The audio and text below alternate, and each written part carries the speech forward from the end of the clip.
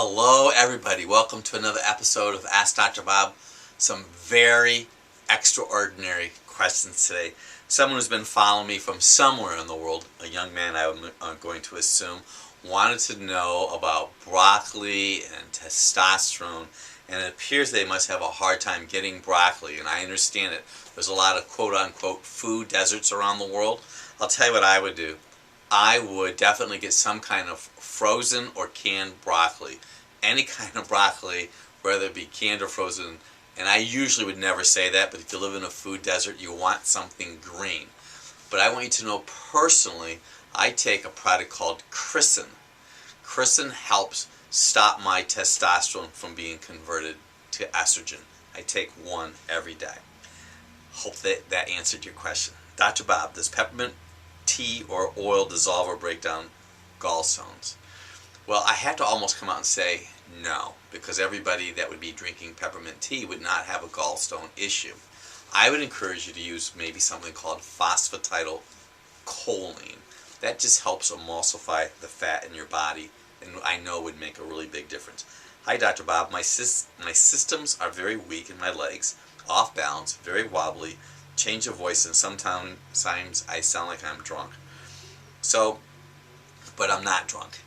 It sounds to me like you have a neurologic issue, and I would definitely maybe get an MRI to rule out any kind of neurologic or nerve tissue pathology.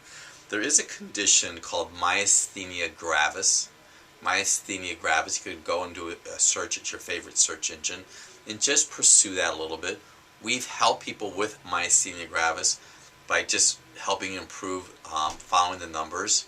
You may want to just get that MRI because you could have some other health challenges of your nervous system. Dr. Bob, I need to know something about calcium and vitamin D.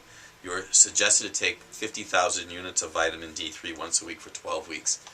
You know, in our practice, we do vitamin D3 testing, and I usually use a liquid myself, depending on how the numbers are. I don't normally recommend 50,000.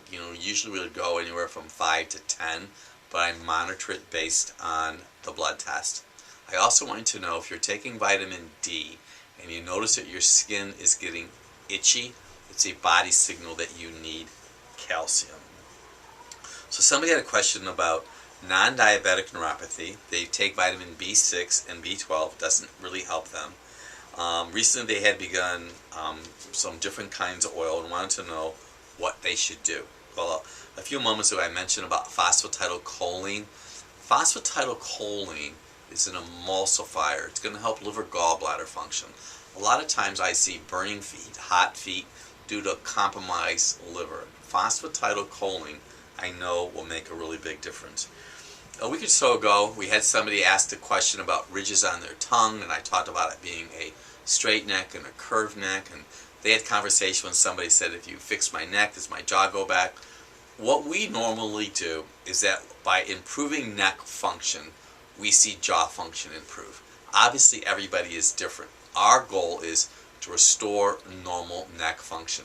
If that does not make a difference, see how wide you can open up your mouth, and you may consider seeing someone who specializes in improving TMJ, but you want that neck fixed.